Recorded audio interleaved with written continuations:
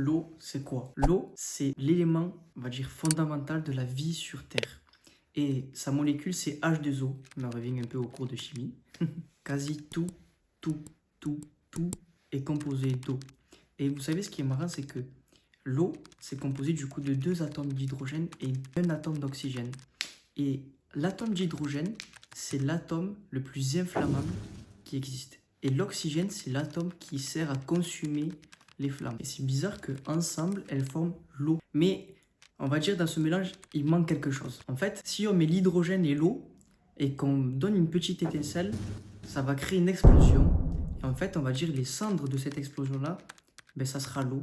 En fait, ce qui va être consumé du coup, ce qui va se dégager en fait, ça sera de l'eau. Et si maintenant on spiritualisait tout ça, et on va regarder maintenant du coup en hébreu, comment on dit eau. En hébreu, le mot eau se dit maïm. Et maïm, c'est composé de 3 lettres. C'est composé de mem, de yod et de mem final. Dans l'hébreu, quand on a 2 mêmes lettres à l'un et à l'autre bout du mot, ils ont 2 sens différents. C'est-à-dire que le même premier, il n'a pas le même sens que le même final. Dans ce mot-là, du coup, même veut dire commencement. Yod veut dire étincelle de Dieu. Et le dernier, même final, veut dire plénitude, équilibre et accomplissement.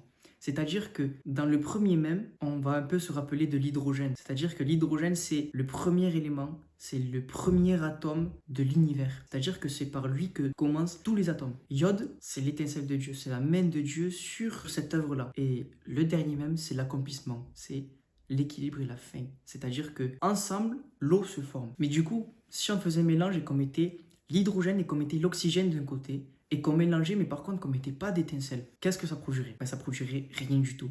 C'est-à-dire qu'on a beau les mettre ensemble et mélanger comme on veut, s'il n'y a pas cette étincelle-là, rien ne se passe. L'eau n'existe pas et rien n'existerait.